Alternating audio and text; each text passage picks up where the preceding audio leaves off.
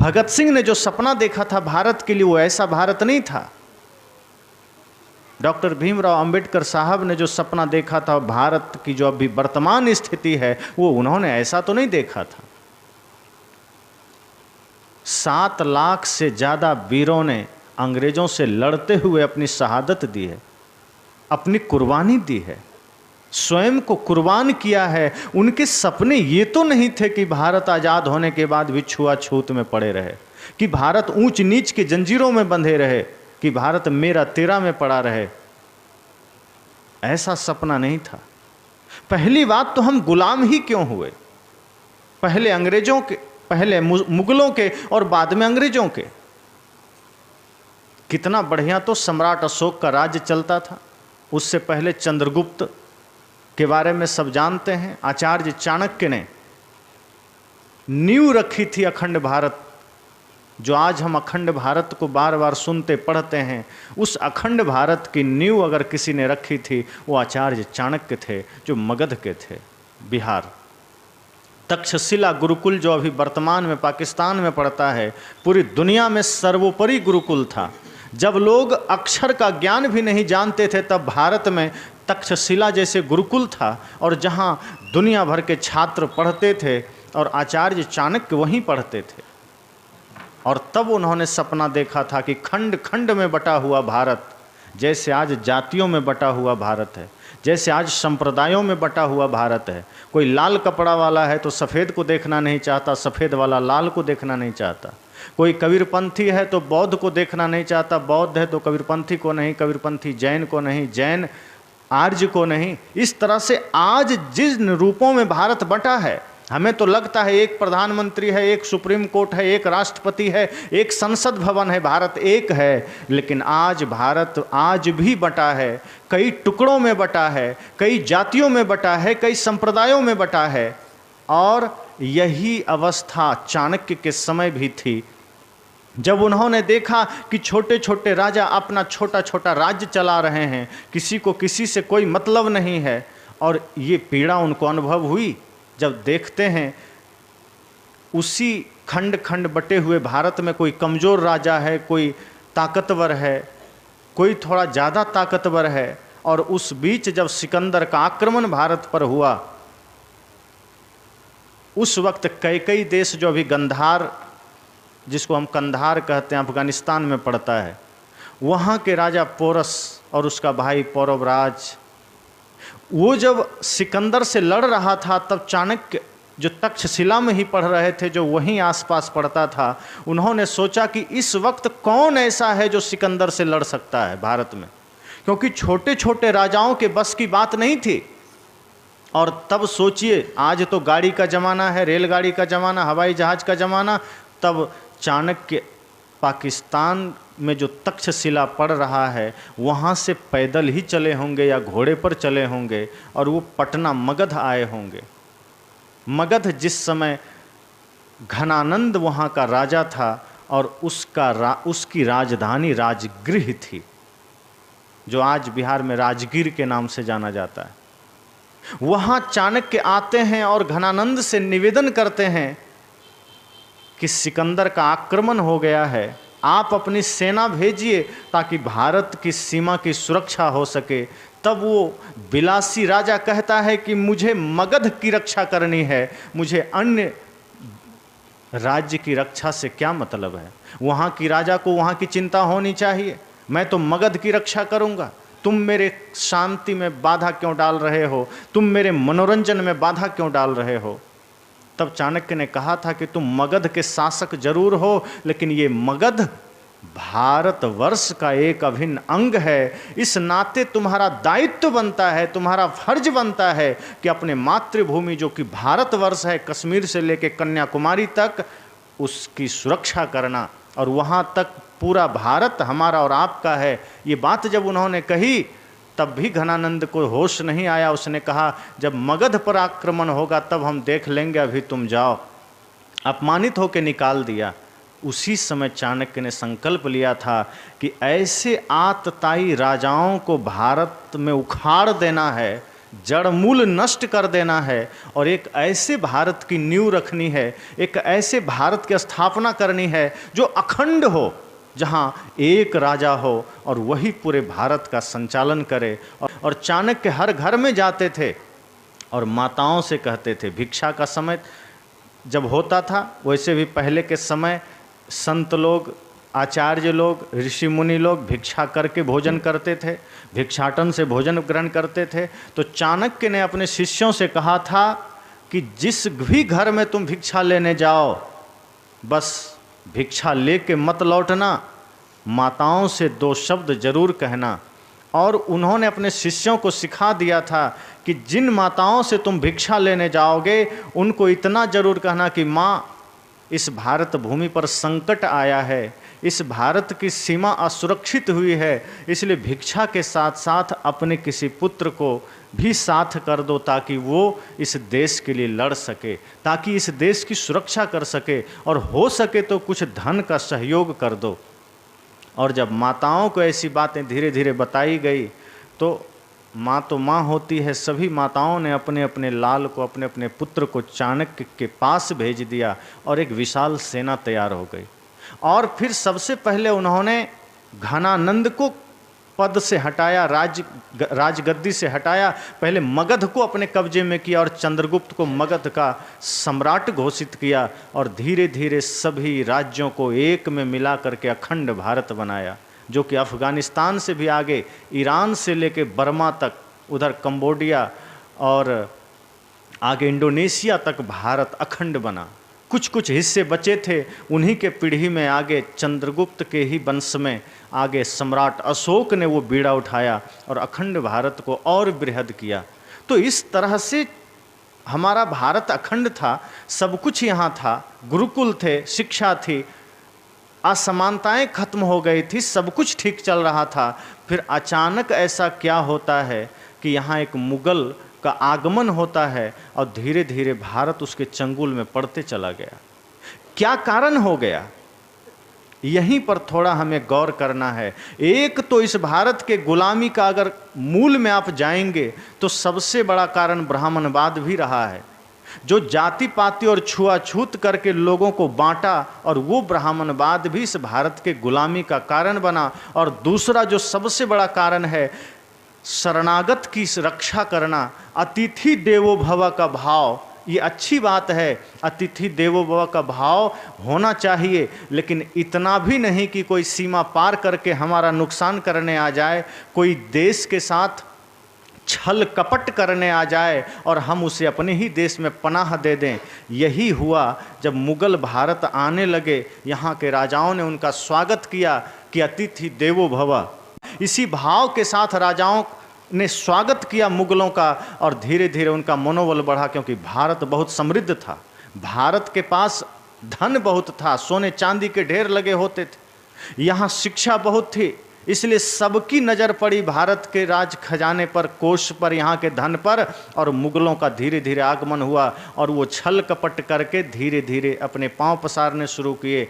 और जो भारत कभी पूर्ण रूप से स्वयं में स्वतंत्र था, अखंड था, शक्तिशाली था, सर्वशक्तिमान था, वो मुगलों के अधीन हो गया।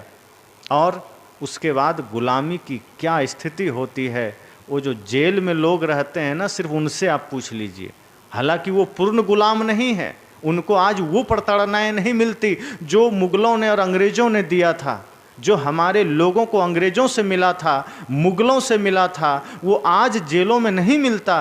फिर भी जो जेल में 24 घंटे भी रह लिए हैं, उनको पता होगा गुलामी क्या होती है।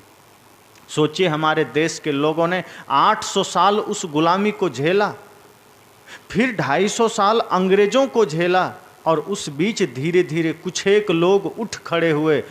मुगलों के समय कभी महाराणा प्रताप खड़े हो जाते थे, कभी वीर शिवाजी खड़े हो जाते थे, और मुगल और अंग्रेज के बिल्कुल मिलन काल में कभी झांसी की रानी लक्ष्मीबाई खड़ी हो गई। लेकिन एक अकेला क्या करता, लेकिन उन्होंने आज़ादी का बिगुल तो फूंक दिया था। एक पुनः ऐसे भारत का सपना देखा था जहाँ कोई भूखा ना रहे, जहाँ कोई छुआछूत ना रहे, जहाँ कोई जातिवाद ना रहे, जहाँ संप्रदायवाद ना रहे, जहाँ कोई भी आदमी रात में बिना भोजन के ना सो सके। जहाँ सबको भोजन मिले, सबको शिक्षा मिले, सबको स्वास्थ्य मिले, ऐसे भारत की कल्पना करते हुए हमारे वीरों ने अपनी शहादत दे रहे थे, अपनी कुर्बानी दे रहे थे कि मेरी कुर्बानी भले हो जाए लेकिन हमारा देश आज़ाद होना चाहिए।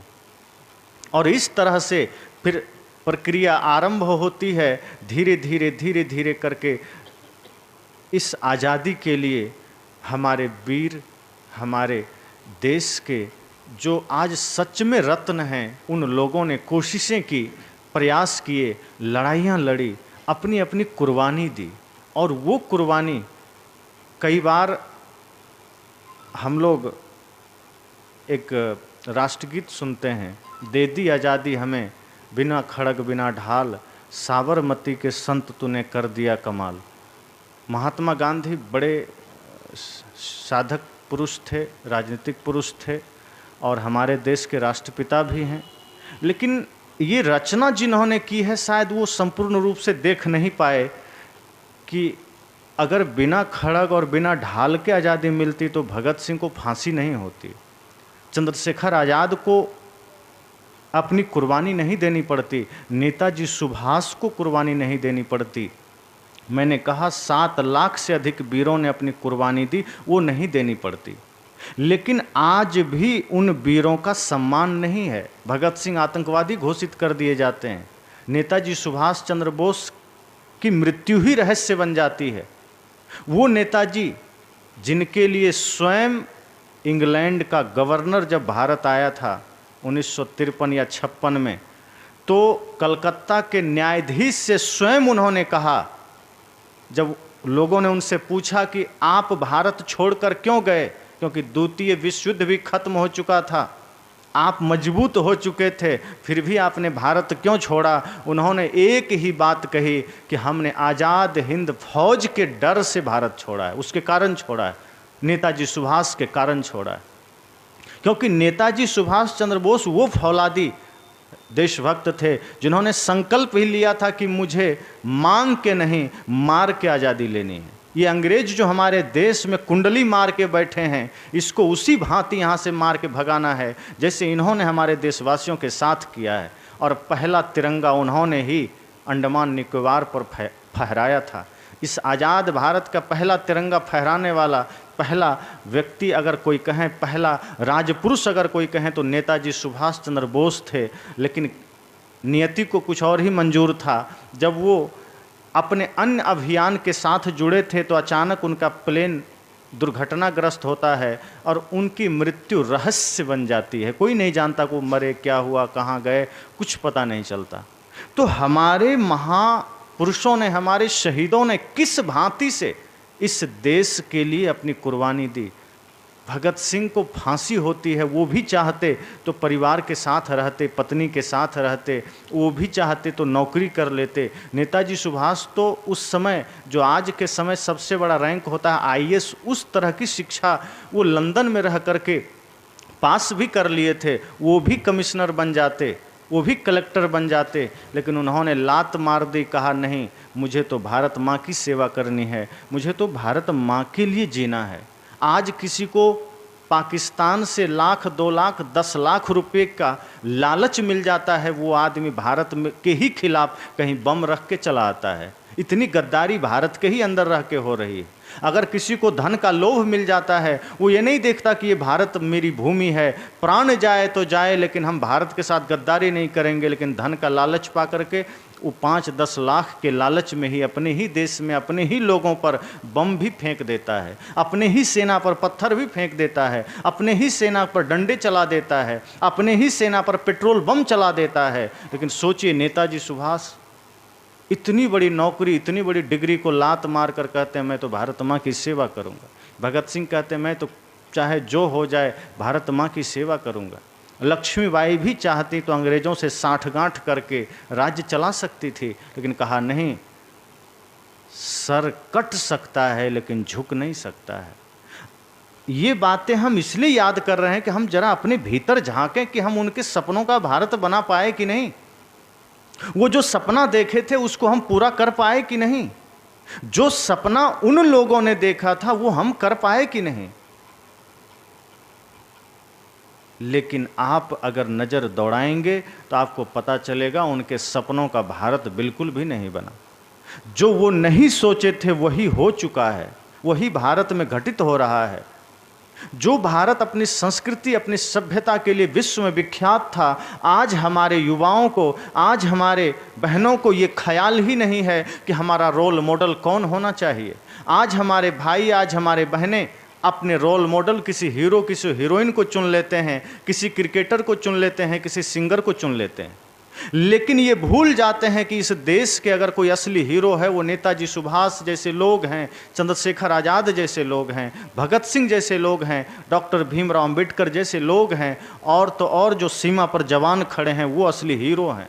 अगर किसी को रोल मॉडल बनाना है आप उन्हें बनाइए। अगर किसी को रोल मॉडल बनाना है, अपना आदर्श बनाना है, तो श्री राम को बनाइए, कृष्ण को बनाइए, बुद्ध महावीर कबीर को बनाइए, नानक को बनाइए, मीराबाई को बनाइए, लक्ष्मीबाई को बनाइए। अगर आप अपने जीवन में इन्हें अपना आदर्श चुनते हैं, इन्हें अपना रोल मॉडल चुनते हैं, तो मैं निश्चित कहता हूं कि जीवन में आप जो करना चाहते हैं वो पा सकते हैं। और ये जो विसंगतियां इस देश में आ गई है, ये जो आडंबर इस देश में आ गया है, वो क्षण भर में नष्ट हो सकता है। इसलिए आज हमारे युवाओं को ये सोचना पड़ेगा कि हम किस रास्ते पर जा रहे हैं, हम कैसा जीवन जी रहे हैं। एक दिन तो चिता में जलना ही है, एक दिन तो राख होना ही है, लेकिन राख होने से पहले हमारा दायित्व क्या है, हमारा कर्तव्य क्या है, हम क्या करने के लिए आए हैं। क्या खाना पीना करना, नौकरी करना, अपने लिए धन जमा करना, अपने बच्चों के लिए कुछ करके और दुनिया से विदा हो जाना, क्या यही हमारा लक्ष्य है? क्या यही हमारा उद्देश्य है?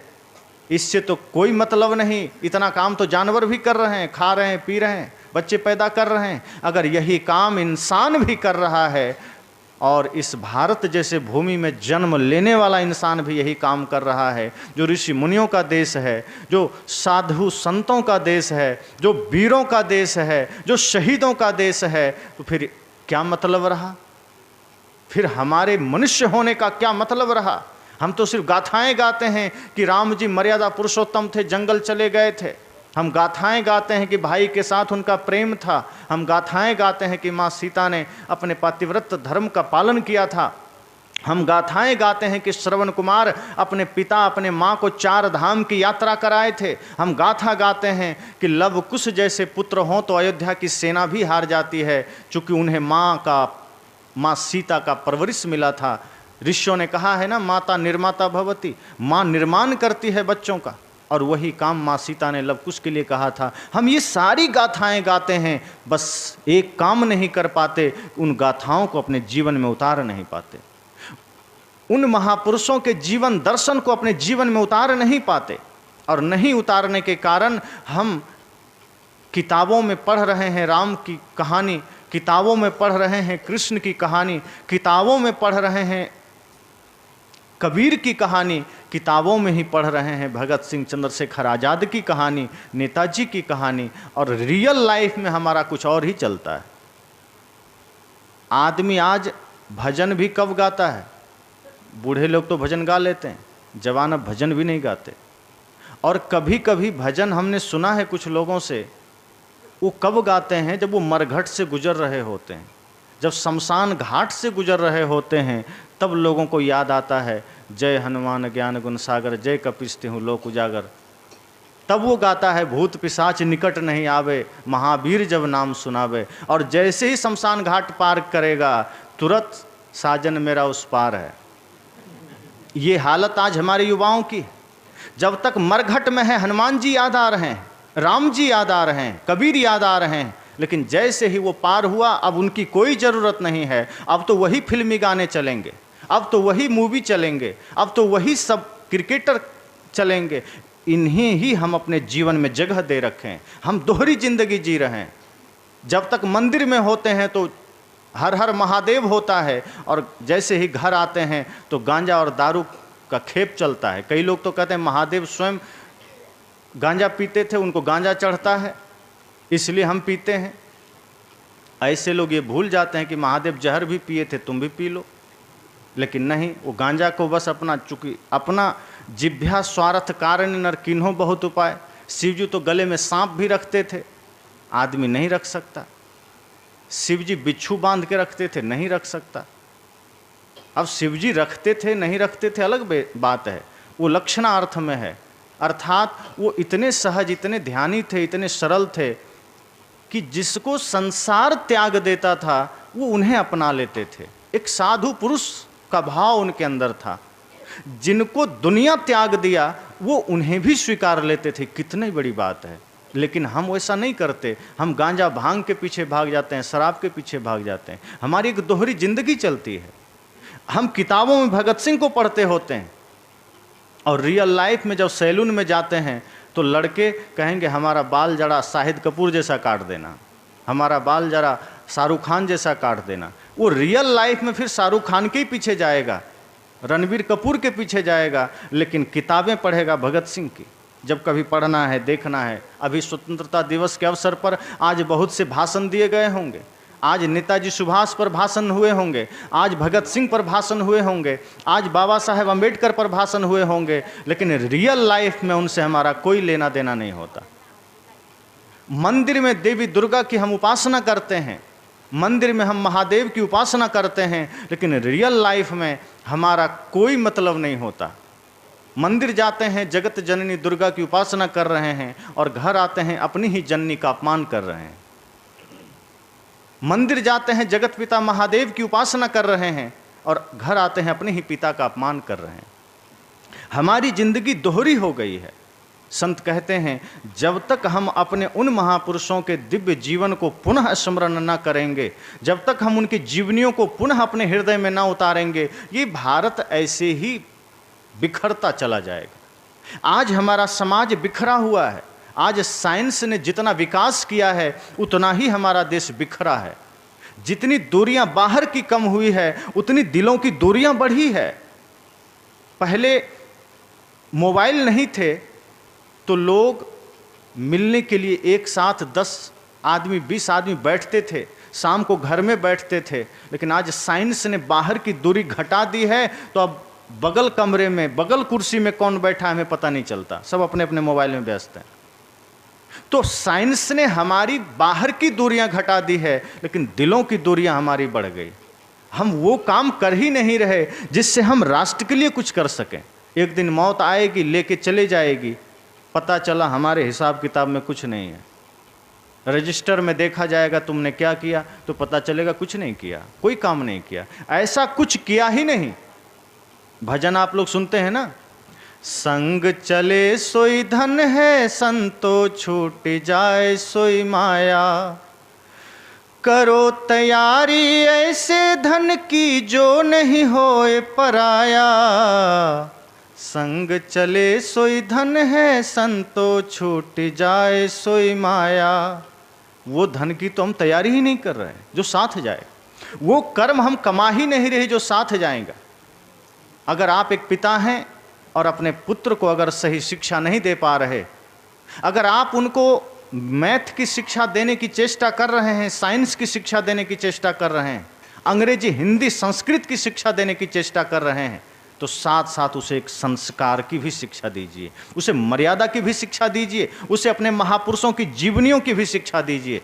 अगर आप ये नहीं कर रहे हैं तो आप अपने पुत्र को डॉक्टर तो बना देंगे, आप उसे वकील तो बना देंगे, आप उसे इंजीनियर तो बना देंगे, आप उसे डीएम बना देंगे, एसपी बना देंगे, लेकिन आप उसे एक अच्छा इंसान कभी नहीं बना पाएंगे। इसलिए आज इस भारतवर्ष में, आज इस पवित्र भारत भूमि में आवश्यकता है कि हम अपने तरफ झांकें और उन महापुरुषों को देखें जिन्होंने इस भारत के लिए एक अलग ही सपना देखा था, जिन्होंने इस भारत के लिए एक अलग ही कल्पना की थी कि मैं तो जा रहा हूं, मैं तो फांसी पर लटक रहा हूं, मैं तो गोलियां खा रहा हूं, लेकिन मेरे आने वाले पीढ़ियां, मेरे आने वाले भारतवासी अपने मन में, अपने हृदय में एक ऐसा ज्वाला जगाना, एक ऐसा संकल्प लेना कि पुनः कोई आतताई इस देश को गुलाम न कर सके, पुनः कोई आसुरी सोच हमारे समाज में विघटन न पैदा कर सके। लेकिन आज वो आसुरी सोच, हो सकता है पाकिस्तान,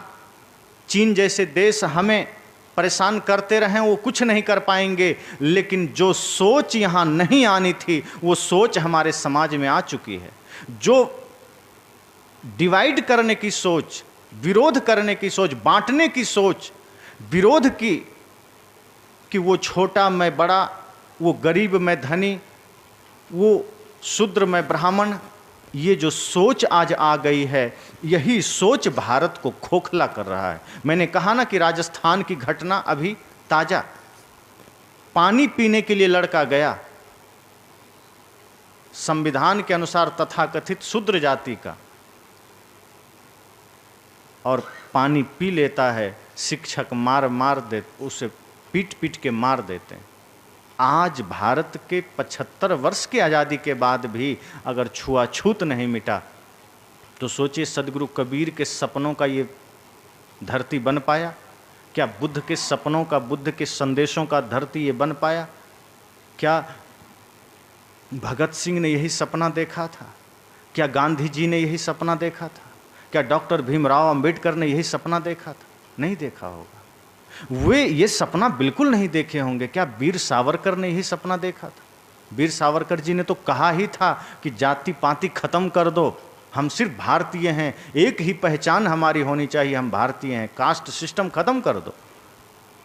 उन्होंने ये सपना नहीं देखा था। लेकिन आज हम किस तरह से गिरे चले जा रहे हैं।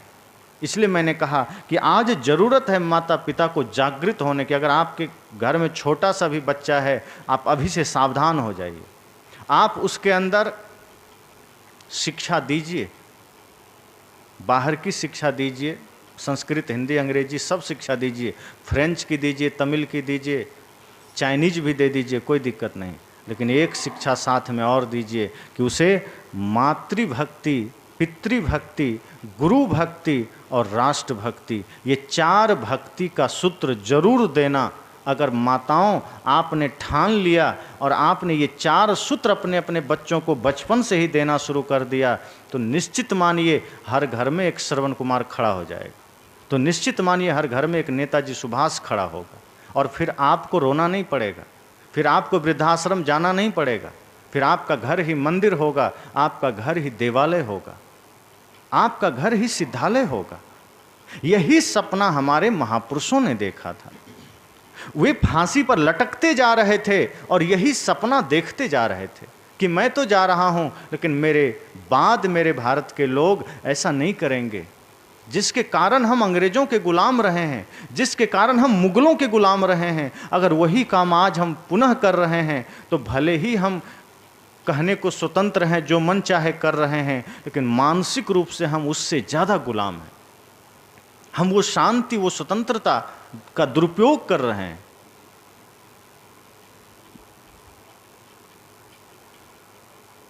इसलिए हमारे महापुरुष जाते जाते हम सबको एक बहुत बड़ा संदेश देकर गए कि आपको कैसे जीना है, हमें कैसे जीना है, और हम किस तरह से उनको अपने जीवन में धारण कर सकते हैं। आज घरों में पहले 20 साल पहले तक ही आप देखते होंगे लगभग दरवाजे पर देवी देवताओं के चित्र आपको मिल जाते थे, कांपियों पर भगत सिंह के तस्वीर मिल जाते थे, अन्य महापुरुषों के तस्वीर मिल जाते थे, दरवाजे पर उनके तस्वीर मिल जाते थे, घर के आंगन में उनके तस्वीर मिल जाते थे। अब वो तस्वीर भी गायब हो गए। जो महापुरुष हमारे दिल और दीवाल दोनों जगह होने चाहिए, आज उनकी तस्वीर ही गायब हो गई। अब लोग घरों में हीरो हीरोइन की तस्वीर लगाते हैं, अब कापी किताब में भी उन्हीं की तस्वीरें आती है, अब सब जगह उन्हीं का डेरा डल गया है। कैसे भारत बदलेगा, कैसे हमारे बच्चे सही संस्कार लेंगे, ये हम सबको सोचना है। हम सबका दायित्व है कि हम जैसे पहले दादा दादी के समय में जब टीवी रेडियो का बिल्कुल प्रचलन कम था, मोबाइल तो था ही नहीं, तो दादा दादी कहानियाँ सुनाते थे, राजा रानी की कहानी, राम जी की कहानी, कृष्ण जी की कहानी, अन्य महापुरुषों की कहानी, आज़ादी की कहानी। तो बच्चे बचपन से ही उन चीज़ों को जानते थे, उनके मन मस्तिष्क में शुरू से ही महापुरुषों की कुछ छवि आ जाती थी, और वो उतने पतन पर नहीं जा पाते थे जितना आज के युवा जा रहे हैं। लगता है आज शिक्षा ज़्यादा बढ़ गई है, लेकिन आज संस्कार उतना ही गिरा है। जितना शिक्षा का स्तर ऊंचा हुआ है, उतना ही संस्कारों का स्तर नीचे हुआ है। और इसका कारण सिर्फ इतना है कि हमारा समाज, हमारे लोग अपने शास्त्र अपने महापुरुष से दूर होते जा रहे हैं। आज बच्चे के मन में एक ही सवाल होता है, एक ही सपना होता है, एक ही संकल्प होता है कि पढ़ लिख कर किसी तरह हम अच्छी शिक्षा ग्रहण कर लें और एक अच्छा पैकेज पा करके कहीं जॉब में लग जाएं। उसके बाद एक अपना बढ़िया बंगला हो, एक बढ़िया गाड़ी हो और कुछ बैंक बैलेंस हो और कहीं कुछ प्रॉपर्टी हो, बस यही हमारी ज़िंदगी है। कितनी सोच गिर गई हमारी कि इससे अधिक हम सोच ही नहीं पाते। साहब ने तो कहा, साईं इतना दीजिए जामे कुटुंब समाए, मैं भी भूखा ना रहूं साधु न भूखा जाए। कि खाने पीने जीने के लिए तो इतना पर्याप्त है कि अपने पास इतना धन हो कि हम बढ़िया से खाएं, बढ़िया से जिएं और द्वार पर कोई आ जाए तो वो भी भूखा ना जाए। इसका मतलब ये गरीबी थोड़े है, इतना सामर्थ्य होना चाहिए। और अधिक धन है कोई बात नहीं, साहब नहीं कहते अधिक धन है तो फेंक दो, लेकिन साहब ये भी कहते हैं कि कबीर जब हम पैदा हुए जग हंसे हम रोए, ऐसी करनी कर चलो हम हंसे जग रोए। कहा इस जगत में आने का यही उद्देश्य है कि इस जगत में अगर आए हो तो हमारे आपके आगमन पर लोग खुश हुए थे, तालियां बजाए थे, हंसे थे। किस घर में बच्चे का जन्म हुआ है लेकिन बच्चा रो रहा था। साहब कहते हैं लोग खुश हुए थे आपके आगमन पर, आप रो रहे थे, लेकिन अब इस जीवन में ऐसी भूल मत कर जाना कि जाते समय भी लोग आप पर हंसें। ऐसी भूल मत कर जाना कि जाते समय भी तुम रोते हुए जाओ और लोगों के चेहरे पर वही अट्टहास हो। आते समय तो खुशी से हंसे थे, पर अब कर्म ऐसा करना, अब ऐसी कमाई करना कि इस धरती से जब जाने लगो तो लोगों के आंखों में आंसू हो और आपके चेहरे पर निश्चिंतता के भाव हो, आपके चेहरे पर प्रसन्नता हो। ये कमाई करके जाना, वरना जिंदगी नरक हो जाएगी, व्यर्थ हो जाएगी और फिर बहुरी ना आना होए, फिर दोबारा यहाँ आना हो ना हो, इस रूप में आना हो ना हो, कौन जानता है। जितना विस्तार हम कर रहे हैं, सदगुरु यही तो कहते हैं, वो विस्तार चाहे तुम रजिस्ट्री करा लो, लेकिन जब आंख बंद होगी वो यहीं रहना है। साथ तो वही जाएगा जो कुछ अच्छे बुरे हम कमा लेंगे। यही हमारे महापुरुषों ने भी कहा कि हम तो जा रहे हैं लेकिन अपने पीछे हम अपने आदर्शों का पद चिन्ह छोड़े चले जा रहे हैं। अगर तुम्हें चलना है तो उन पद चिन्हों पर चलकर मुझ तक पहुंच सकते हो, लेकिन आज हमने उन पद चिन्हों को ही मिटा दिया है, आज हमने उन संस्कारों को ही साइड कर दिया है, आज हमने महापुरुषों की वाणियों को ही साइड कर दिया है। मैंने कहा ना कि आज हमारे बच्चे अपना रोल मॉडल भगत सिंह, चंद्रशेखर आज़ाद को नहीं बनाते। उनके मन में वो सपना नहीं है कि मैं भी देश के लिए कुछ कर सकूं। आज उन्हें वही हीरो हीरोइन के सपने याद आते हैं, उन्हीं के विचार याद आते हैं, उन्हीं गीतों में गुनगुना करके खोए रहते हैं। वैसा ही जीवन जीना चाहते हैं, वैसा ही कर्म करना चाहते हैं। ये भारत का दुर्भाग्य है, ये हमारा आपका दुर्भाग्य है। विदेशों की बात तो हम नहीं कह सकते क्योंकि वहाँ ऐसे महापुरुष, ऐसे ऋषि मुनि, ऐसे सिद्ध साधक संत का अवतरण नहीं हुआ, इसलिए तो विदेशों के लोग भारत आते हैं धर्म की शिक्षा लेने। विदेशों के लोग भारत आते हैं योग का ज्ञान लेने, ध्यान की शिक्षा लेने। सोचिए जो विदेश आकंठ विज्ञान में डूबा है, विलासिता में डूबा है, वो विदेश के लोग भी भारत आ रहा है ध्यान सीखने, वो विदेश के लोग भी भारत आ रहा है योग सीखने। और भारत जो योग की जननी है, जहाँ ध्यान जागृत होता है हर घर में, वहाँ के लोग अब ध्यान, योग, प्राणायाम, योग, आयुर्वेद से दूरी बना लिए। वहाँ के लोग अब धर्म से दूरी बना लिए, वहाँ के लोग अब आदर्शों से दूरी बना लिए। ये कैसा दुर्भाग्य है। विदेश के लोग जो आकंठ विलास में डूबे हैं, उनका जीवन किसी को समझ नहीं आता, लेकिन वे लोग शांति की तलाश में भारत की तरफ मुड़ रहे हैं। और जो भारत इतना समृद्ध रहा है, इतना सर्वोत्कृष्ट रहा है, वो भारत आज इस अवस्था में बेहाल खड़ा है, निढाल खड़ा है। ये दुख की बात है। इसलिए मैंने कहा कि हमारे महापुरुषों ने ये सपना नहीं देखा था कि कहीं छुआछूत हो, कहीं जातिवाद हो, कहीं संप्रदायवाद हो। उन्होंने तो एक सशक्त, समृद्ध और स्वस्थ भारत का सपना देखा था। ऐसा भारत जो पुनः अखंड बन सके, जहाँ कोई दुखी न रहे, ऐसा भारत जहाँ कोई रोगी न रह सके, ऐसा भारत जहाँ कोई लाचार न रह सके। राम राज्य की कल्पना होती थी, कि राम जी के ज़माने में सब बढ़िया था। अब राम राज्य अगर आए तो अच्छी बात है, जातिवाद मिट जानी चाहिए, छुआछूत मिट जाना चाहिए। जैसे पहले स्त्रियों को वेद पढ़ने का अधिकार नहीं था, बहुत पहले बीच में कुछ लोगों ने ये तांडव किया था, एकदम पहले तो नहीं था, क्योंकि वेद की रचना में स्त्रियों का भी हाथ है। वेद के बहुत से ऋचाओं को माताओं ने लिखा है और उन्हीं माताओं को वेद नहीं पढ़ने का अधिकार पंडितों ने जारी कर दिया। सोचिए कितनी निकृष्ट सोच रही होगी तथाकथित पुरोहित पंडितों की। जिन माताओं का योगदान वेद में है और जिस वेद में पहले देव ही माँ को कहा गया कि मातृदेवो भव, उन्हीं को वेद से वंचित कर दिया गया, उन्हीं को शिक्षा से वंचित कर दिया गया, उन्हीं को मंदिर से वंचित कर दिया गया।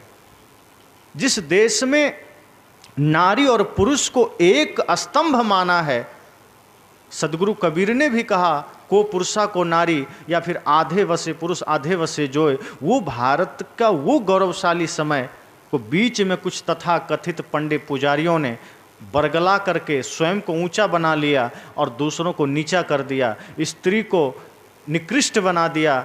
चूंकि मैंने कहा ना माता निर्माता भवती, इसके पीछे भी एक साजिश रही है, क्योंकि मातृशक्ति के पास बहुत ज़्यादा सामर्थ्य है।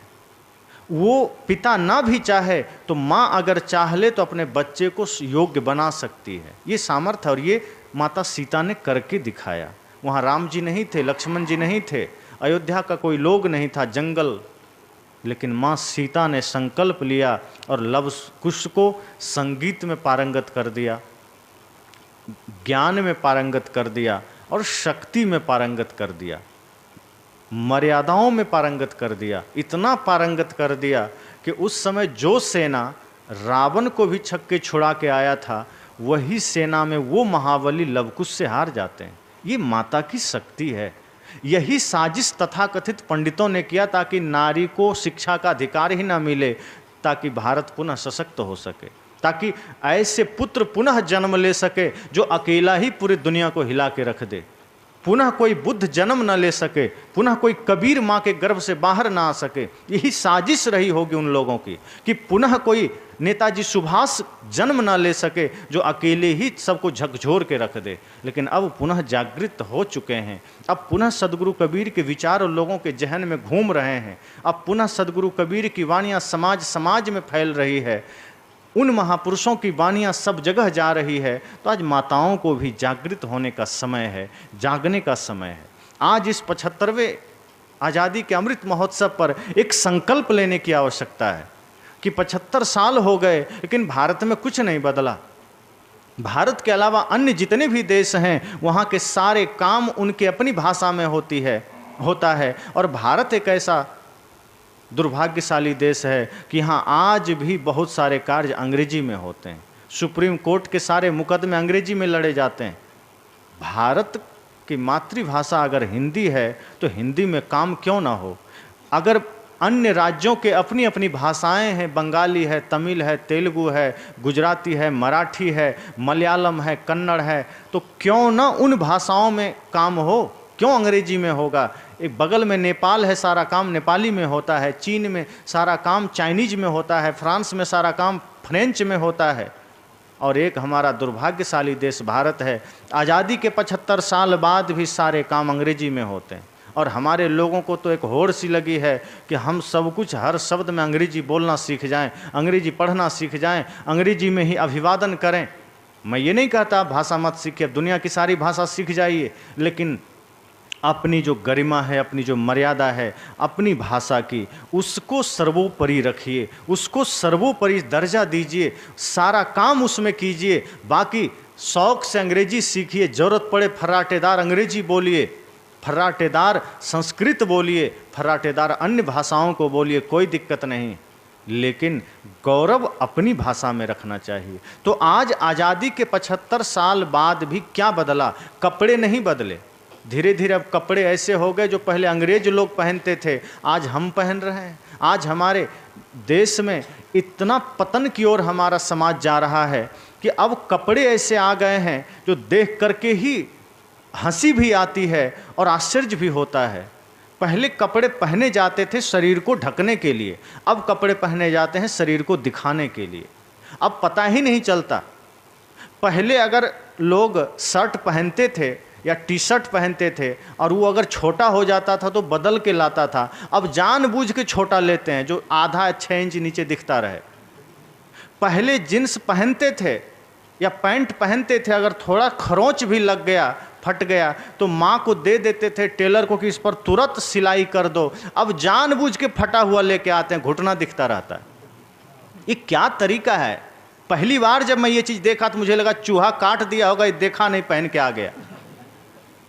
ऐसा ही तो हो रहा है, यही तो देश में घटित हो रहा है। हमारा समाज किधर जा रहा है? खाना भी वही पिज्ज़ा, बर्गर, चाउमीन में आज हमारा देश पीछे भागे चला जा रहा है। चाय के पीछे हमारा देश भाग रहा है, कॉफ़ी के पीछे भाग रहा है। हमारे देश में अंग्रेज आए, तमाम कचड़े लेकर आए, हम उसको दोनों हाथ से स्वीकार लिए। उसका भोजन, उसकी भाषा, उसकी संस्कृति, उसका खाना पीना, कपड़ा सब हमने स्वीकार लिया। और जो ऋषि मुनियों का दिया हुआ इतना अद्भुत वैज्ञानिक तथ्यों से प्रमाणित हमारा स्वयं का भोजन, हमारा स्वयं का कपड़ा, हमारा स्वयं का जीने के तौर तरीके, हमने उसे साइड कर दिया कि इसकी ज़रूरत नहीं। ये भारत का पतन ही तो है। अगर हम अपनी भाषा पर गर्व नहीं कर सकते, हम अपनी संस्कृति पर गर्व नहीं कर सकते, तो हम कैसे भारतवासी हैं? आज तिलक लगाने में गर्व होना चाहिए। हम जिस देश में रहते हैं, यहाँ किसी भी संप्रदाय में चले जाइए, तिलक की महत्ता है, गले में माला का गर्व होना चाहिए। लेकिन आज लड़के लोग या लड़कियां माला पहनने में शर्म करती है कि हम सोने का चैन तो पहन लेंगे, गले में माला कैसे पहनेंगे? लोग क्या कहेंगे, सहेलियां क्या कहेंगे, फ्रेंड? इसमें गौरव होना चाहिए, इसमें आपको भीतर से खुशी होनी चाहिए कि हम अपने उन दिव्य महापुरुषों के दिए हुए संदेश के प्रतीक को, यद्यपि ये माला कुछ नहीं है लेकिन प्रतीक तो है। जैसे सेना, कपड़ा वहाँ लड़ाई नहीं करता है, कपड़ा बंदूक नहीं चलाता है, चलाता आदमी ही है, लेकिन फिर भी वर्दी मिलती है सेना की, एक अलग वर्दी होती है। अगर सेना को धोती कुर्ता पहना के तिलक लगा के खड़ा कर दिया जाए तो गोली नहीं चला पाएगा। वर्दी का एक गर्मी आती है तो ड्रेस मिलता है। उसी तरह डॉक्टर की एक वर्दी होती है, वकील की एक वर्दी होती है, सन्यासी की एक वर्दी होती है। इसी तरह वैष्णव भक्त की एक पहचान होती है, तिलक और माला, जो हमें गर्व से धारण करना चाहिए। हम सोचते हैं कैसे पहन लें। कई जगह मैं देखा, कई लोग कहते हैं माला तो लेंगे लेकिन धागा में नहीं लेंगे, जो सोने का चैन पहने उसी में पहन लेंगे, ताकि लोगों को न लगे। वो हमेशा पीछे घुसाए रखेंगे ताकि किसी की नज़र न पड़े। और तिलक तो लगाएंगे ही नहीं, जबकि ये पहचान हमारे देश की है, हमारी संस्कृति की है। हम तिलक लगाएं, हम माला धारण करें। और इससे क्या होगा? मैंने कहा ना, होगा तो शिक्षा से ही। ये दीक्षा जो है, ये माला है, ये जो तिलक है, ये सिर्फ हमें जागरूक करते हैं, हमें ध्यान केंद्रित करवाते हैं कि हम कहीं भटक तो नहीं रहे। लोग कहते हैं ना, तुम्हारे गला में माला है, झूठ काहे बोलता है, तुम माथे पर तिलक लगाए हो, यहाँ काहे खड़ा है शराब की दुकान पर। तो ये तिलक बड़ा ताकतवर होता है। अगर कोई लगा लिया है तो शराब की दुकान पर वो खड़ा नहीं हो पाएगा, उसको वो तिलक रोकेगा, वो कंठी उसको रोकता है। इसलिए हम अपनी संस्कृति पर गर्व करें, हम अपनी संस्कृति पर अभिमान करें, स्वाभिमान करें कि हमारे महापुरुषों ने पूरी दुनिया में एक अद्भुत आदर्श हमें दिया है और वो भारतवर्ष में ही संभव है। और हम सब सौभाग्यशाली हैं कि हम भारतवासी हैं, हम सब सौभाग्यशाली हैं कि इस भारत में हमने जन्म लिया है। तो आज़ादी के 75 वर्ष के बाद भी क्या बदला है? जो अंग्रेज आए थे चाय दे कर गए, आज हर घर में सुबह की शुरुआत चाय से होती है। क्यों कब्ज नहीं रहेगा, क्यों गैस नहीं रहेगा? आज हर घर के लोग अपने छोटे से टेबल रखते हैं सोने के जगह में, और वहाँ जहाँ पुस्तकें होनी चाहिए, जहाँ कुछ बढ़िया सुनने की चीज़ें होनी चाहिए थी, प्रसाद होने चाहिए थे, उस टेबल पर हर आदमी छोटा छोटा डिस्पेंसरी बना रखा है। सिर दर्द की दवा है, बुखार की दवा है, पेट दर्द की दवा है, गैस की दवा है, घुटने दर्द की दवा है। लगता है हर टेबल अब मेडिकल स्टोर बन चुका है। क्यों ऐसा हुआ? क्योंकि हमने अपनी संस्कृति का ही त्याग कर दिया है। सुबह की शुरुआत चाय से। वैज्ञानिकों ने खोज किया कि जो जहर तंबाकू में पाया जाता है, निकोटीन नाम का जहर, वही चाय में पाया जाता है। और जो चाय हम पीते हैं वो कुछ नहीं करता, बस इतना ही करता है कि हमारे पाचन शक्ति को ठोकर मारता है, उसको नष्ट करता है। और धीरे धीरे उसकी चुस्कियाँ लेते लेते लेते लेते हमारा पाचन शक्ति तहस नहस हो जाता है। फिर हम भोजन को पचा नहीं पाते हैं। फिर जो भोजन हम करते हैं वो सिर्फ सड़ता है और सड़ करके बाहर हो जाता है, और उससे शरीर में एसिड बनता है, यूरिया बनता है। फिर हम तलवे के दर्द से, घुटने के दर्द से, और पेट में जब कब्ज बनना शुरू होता है तो 100 प्रकार के बीमारी से हम पीड़ित होते हैं। कहते हैं क्या करें, हम तो बड़े बीमार हैं। क्या हम चाय का त्याग नहीं कर सकते? हमारे ऋषि मुनि के समय से अंग्रेज आए, चाय देकर गए, हमने चाय पी लिया। अंग्रेज आए, पेप्सी देकर गए, हम पेप्सी पी रहे हैं। अंग्रेज आए, Coca Cola, Thums Up, Mirinda देकर गए, हम उसको पी रहे हैं। हमारे देश में इसका कोई प्रावधान नहीं था, इसकी कोई व्यवस्था नहीं थी, इसके पीछे कोई नहीं जाता था। हमारे देश का अगर असली कुछ पी रहा है, दूध, दही, घी, मक्खन, मलाई, काढ़ा, शरबत, जूस, आप इसको पीजिए, स्वस्थ रहिए, तंदुरुस्त रहिए। लेकिन आज के बच्चे, आज के बड़े बाजार जाएंगे, गर्मी का समय है तो कुछ ठंडा हो जाए, पहुंच जाएंगे ठंडा लेने, थम्स अप खरीदेंगे, पेप्सी खरीदेंगे, पी लेंगे, बहुत बढ़िया। अरे पीना है, बगल में गन्ने का जूस मिलता है, उसको पी लीजिए। बेचारा ठेला पर बेच रहा है, उसका भी भला होगा। ये जो थम्स अप, कोका कोला बेच रहा है, ये ऊपर से कितनी बड़ी कंपनी है और कितना हमारे पेट में जहर डालने के लिए काम कर रही है, और हम उसको ही खरीद के उसको समृद्ध बना रहे हैं। एक तरफ वो हमें बीमार कर रही है और दूसरी तरफ अंग्रेजी ही कंपनियां दवाई बेच के हमें उस बीमारी से मुक्ति दिला रही है, और तीसरे तरफ से वही दवा पुनः हमें बीमार कर रही है। आप अंग्रेजी दवा एक तरह से खाते हैं एक बीमारी के लिए, वो एक बीमारी को दबाता है, दूसरे को उभारता है। आप खाते हैं पेट दर्द के लिए, वो आपको कब्ज कर देता है। आप खाते हैं शुगर के लिए, वो आपकी किडनी को फेल कर देता है। इमरजेंसी है, जरूर खाइए, सर्जरी करवाइए, लेकिन मेरा कहना है कि अगर आज से आप संकल्प ले लिए कि मुझे जो भारत की प्राचीन व्यवस्था रही है, जो मूल प्राकृतिक व्यवस्था रही है, अगर हम अपने जीवन में उसका आगमन कर लें, उसका स्वागत कर लें, जीवन में उसको हम धारण कर लें, तो मैं निश्चित कहता हूँ, आप सबको विश्वास के साथ कहता हूँ कि आपको अंग्रेजी दवा कभी मुख में लेनी नहीं पड़ेगी। व्यक्तिगत मैं 11 वर्ष से अंग्रेजी दवा छुआ भी नहीं हूँ। कहाँ कुछ हो रहा है? अभी देखिए हमारे बगल बैठे हैं, मुरैना से पधारे संत श्री धीरज साहब, बुखार हुआ 3 दिन से, अंग्रेजी दवा इनको भी नहीं दिए और ठीक हो गए, बैठे हैं यहाँ। काढ़ा माता पिलाती रहीं, इनके यहाँ से काढ़ा आता रहा और काढ़ा से ही ठीक हो गए। आयुर्वेद पर भरोसा अगर करेंगे, अब बहुत लाचार हो गए हैं, बड़ी समस्या आ गई है, तो मैं नहीं कहता कि आप फिर भी मरते रहें। अब ऐसा नहीं कि किसी को चोट लगी और बैठ के कपाल भांति करने लगे तो नहीं होगा ठीक।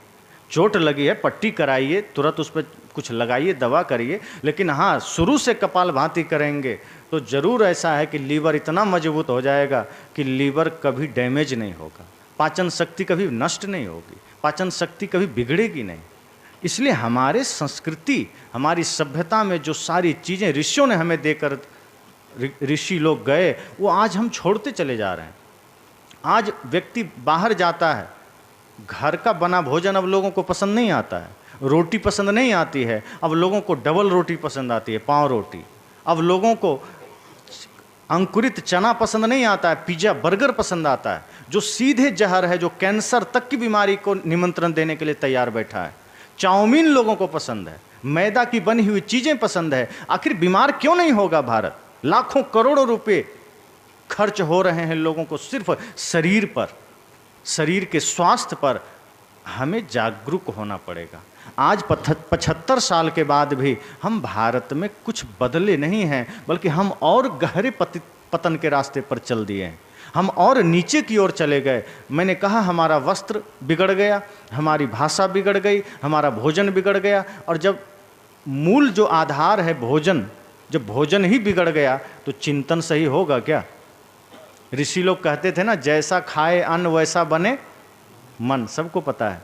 फिर भी हम अन्न वैसा ही खाते हैं ताकि मन बिगड़ता रहे। आप गरिष्ठ भोजन कर लेते हैं, बाहर का सड़ा गला भोजन कर लेते हैं। होटल का जो भोजन होता है दिखने में बड़ा सुंदर होता है, लेकिन भीतर से उतना ही सड़ा गला होता है, अशुद्ध होता है। हम होटल का भोजन कर लेते हैं, दुनिया भर का पिज़्ज़ा बर्गर चाउमीन, अब नाम ऐसे ऐसे आ गए नाम भी नहीं आता, मंचूरियन और क्या क्या नाम सब लोग लेते हैं, वो सब ज़्यादा पसंद करते हैं। आपको खाना है बढ़िया, ताज़ी रोटी खाइए, दाल भात सब्जी खाइए, दूध दही घी मक्खन मलाई खाइए, फल खाइए, कमी है, जूस पीजिए, जितना प्रकार का जूस पीना है, सूखे मेवे खाइए, अन्य प्रकार की बहुत सी चीज़ें, साग सब्जी है। छत्तीसगढ़ तो भाजी में नामी है, अन्य प्रांत में जाएंगे भाजी का उतना प्रचलन नहीं है, पर यहाँ 50 प्रकार का भाजी है, बढ़िया से खाइए, पेट मजबूत रहेगा। जब तक जीना है स्वस्थ जीना है।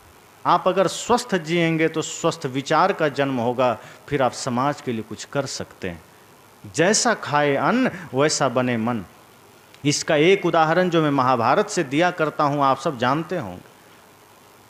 जब भीष्म पितामह को अर्जुन ने बाण मार मार कर धरती पर लिटा दिया था, बाणों की सैया पर भीष्म पितामह लेटे हुए थे, 18 दिन तक कहा जाता है वो लेटे रहे, उनके शरीर से खून बहता रहा, उनकी मृत्यु नहीं हो रही थी, इच्छा मृत्यु का वरदान था, और वे सोचे होंगे कि 18 दिन युद्ध देख ही लें तब मरेंगे, जो भी हो। लेकिन उसी बीच द्रौपदी मिलने गई, वही द्रौपदी जिसका चीर हरण हुआ था, उसी सभा में जहाँ भीष्म पितामह भी बैठे थे, वो द्रौपदी जाती है, भीष्म पितामह के चरण छूती है। भीष्म पितामह कहते हैं सौभाग्यवती भव। द्रौपदी कहती है मैं आपका चरण छूने जरूर आई हूँ, पर आपके मुख से ये आशीर्वाद शोभा नहीं देता। आप इतने शक्तिशाली ताकतवर और पितामह होकर के आपके मुख से आशीर्वाद शोभा नहीं देता। भीष्म पितामह ने कहा पुत्री मैं समझ रहा हूँ तुम ऐसा क्यों कह रही हो। द्रौपदी ने कहा स्वाभाविक है, जिस दिन मेरा चीर हरण हो रहा था, इस कुरुराज की सभा में, इस कौरव की सभा में, इस पांडु की सभा में, जहाँ आप बैठे थे, बड़े बड़े योद्धा बैठे थे, और एक पापी एक दुराचारी मेरा चीर हरण कर रहा था। मैं कोई नौकरानी तो थी नहीं, मैं भी इस पांडव कुल की बहू हूँ, और मेरा चीर हरण एक दुराचारी कर रहा था, दुष्ट दुशासन कर रहा था। तब आपके शीश भी झुक गए थे। उस वक्त आप जैसे सामर्थ्यशाली व्यक्ति भी अपना हाथ उठा नहीं पाए थे, अपना शीश नहीं उठा पाए थे, तो आपके मुख से ये सौभाग्यवती भव का आशीर्वाद शोभा नहीं देता। जानते हैं भीष्म पितामह ने क्या कहा? स्वीकार किया उन्होंने, कहा मुझसे भूल हुई है, मैं स्वीकारता हूँ, लेकिन मैं तुम्हें बता दूँ मैं ऐसा न करने का वजह इतना ही जान रहा हूँ। मुझसे जो ये भूल हुई है उसका कारण इतना ही है कि मैं दुर्योधन के पक्ष में था और उसके पाप का अन्न मैं खा रहा था, और मेरे उस पाप के अन्न खाने से मेरी बुद्धि भ्रष्ट हो गई थी। मैं गलत सही का निर्णय नहीं कर पा रहा था, सत्य असत्य का निर्णय नहीं कर पा रहा था, और यही कारण है कि उस पाप के अन्न से जो मेरे भीतर विकार ने जन्म लिया था, उस वजह से मैं तुम्हारी सुरक्षा नहीं कर पाया। लेकिन अब देखो मेरे शरीर में बाण लगे, रोज रक्त बह रहे हैं, रोज खून बह रहा है, और सारा पाप का अन्न का जो रस था शरीर में वो खून के द्वारा बह चुका है। अब मेरा मन निर्मल हो चुका है, अब मैं सिर्फ तुम्हें आशीर्वाद दे सकता हूँ। भीष्म पितामह ने स्वीकार किया था। हम आज न जाने कितने गलत भोजन खाए जा रहे हैं, हम न जाने कितने गलत व्यंजन खाए जा रहे हैं, दुनिया भर के अंट संट भोजन ग्रहण किए जा रहे हैं। मन क्यों खराब नहीं होगा? जब अन्न ही खराब होगा तो मन खराब होगा, पीना खराब होगा तो जीना खराब होगा। और आज हमारा पेय पदार्थ भी, मैंने कहा चाय कॉफ़ी शराब Pepsi Coca Cola Thums Up, यही हमारा पेय पदार्थ हो गया है। यही चाहिए सुबह से शाम तक, इन्हीं चीज़ों को मिला जुला के हम पीते रहते हैं। लेकिन जैसे ही हम थोड़ा सा संकल्प लेंगे, थोड़ी कोशिश करेंगे, थोड़ा मन में साहस भरेंगे और अपने महापुरुषों को याद करेंगे, अपनी संस्कृति को याद करेंगे कि हम जा कहाँ रहे हैं। ये तो अंधेरा पथ है, इसका तो कोई भविष्य नहीं है। जिस पथ पर आज समाज जा रहा है उसका कोई फ्यूचर नहीं है, कोई भविष्य नहीं है, वो गड्ढे में जाना ही जाना है। नहीं तो अपने से पीछे वालों को देख लीजिए, बड़े बड़े धनपति हैं, बड़े बड़े कुबेर बैठे हैं, 50-100 साल के बाद उसका नाम और निशान लेने वाला कोई नहीं है। एक भी कुबेर का मंदिर नहीं बनता। ये टाटा बिरला डालमिया का 50 साल बाद कोई मंदिर बना के पूजा नहीं करेगा, लेकिन माता सबरी का आज भी पूजा हो रहा है, मीराबाई का आज भी पूजा हो रहा है, विदुर जी को आज भी सम्मान मिल रहा है, जिन्होंने जीवन में प्रेम का धन धारण किया है, जिन्होंने माता पिता गुरु और राष्ट्र भक्ति के दौलत को धारण किया है, वो पूज्य बन जाता है, वो अमर बन जाता है। इसलिए मैंने कहा आज पुनः वो संकल्प हम सबको लेना चाहिए कि आज़ादी के इस 75 साल बाद हमारे जीवन में क्या बदलाव आया है, हमारी संस्कृति, हमारी सभ्यता, हमारी मर्यादाएं कहाँ चली गई, हमारे बच्चे किस दिशा में जा रहे हैं। एक तो ये मैकाले शिक्षा नीति ने हमारे बच्चों के मन में इतना जहर भर दिया है भारतीय संस्कृति के प्रति, भारतीय शिक्षा के प्रति, संस्कृत के प्रति, हिंदी के प्रति, कि अब बच्चे पढ़ते हैं ऐसे ही कॉन्वेंट में पढ़ते हैं जहां बचपन से वो शिक्षा उनको मिलती है और वो सपना देखते हैं कनाडा का पैकेज मिल जाए, ऑस्ट्रेलिया का पैकेज मिल जाए, मॉरिशस का पैकेज मिल जाए, तो यूएसए का मिल जाए, यूरोप का वीज़ा मिल जाए, बस 10 लाख सालाना पैकेज पर सेटल हो जाएंगे। भारत से क्या लेना देना, भारत से क्या लेना देना। इतनी बड़ी गलती हमारे बच्चे सोच रहे हैं, इतने, जबकि अन्य देशों में कानून बना है, भारत के अलावा सब देश में कानून है कि कोई भी छात्र पढ़ने के लिए कहीं जा सकता है, लेकिन उसका जो गोल्डन समय है, स्वर्णिम समय है 18 से 36, वो समय अपने ही देश को देना है। तुम बाहर नहीं जा सकता, क्योंकि आपकी प्रतिभा की आवश्यकता आपके देश को है। लेकिन आज यहाँ सिर्फ हमारे बच्चे और माता पिता की गलतियाँ नहीं है, यहाँ की सरकारों की भी गलतियाँ रही है कि वो ऐसे साधन, ऐसी व्यवस्थाएं नहीं दे पाए जिससे कि हम यहाँ रहकर कुछ कर सकें। हमारे बच्चे बाहर जाने को मजबूर हुए। एक तो शिक्षा नीति गलत, ऊपर से सरकार का रवैया गलत, और इस तरह से सारी समस्याएँ एक साथ आई। लेकिन फिर भी मैं कहूँगा संकल्प हमें लेना है, मजबूत दृढ़ निश्चय हमें लेना है कि और कोई क्या करता है कोई मतलब नहीं, ये देश तो हमारा है, ये भारत भूमि तो हमारी है। हम तो जागृत होकर जिएं, हम तो भगत सिंह के सपनों को साकार करें, हम तो लक्ष्मीबाई के सपनों का साकार करें, हम उनके शहादत को व्यर्थ ना जाने दें, हम उनकी कुर्बानी को व्यर्थ ना जाने दें। चंद्रशेखर आज़ाद को याद कीजिए, अल्फ्रेड पार्क में बैठे हैं, अंग्रेज़ों की सिपाही घेर लेते हैं, उन्होंने संकल्प लिया था मैं आज़ाद हूँ, आज़ाद रहूँगा, आज़ाद मरूँगा, कभी अंग्रेज़ों के हाथ नहीं आऊँगा। आखिरी गोली बचती है, अपने को मार के शहीद हो जाता है। जरा याद कीजिए कैसे लोग रहे होंगे जिन्होंने देश के लिए स्वयं को न्यौछावर कर दिया। आज हम उन्हें याद कहाँ करते हैं। जब हम अपने दिलों में उनको बैठाने लगेंगे, उन्हें स्मरण करने लगेंगे, मैं निश्चित कहता हूँ समाज बदलेगा, बच्चों के संस्कार बदलेंगे, समाज की स्थितियाँ बदलेगी और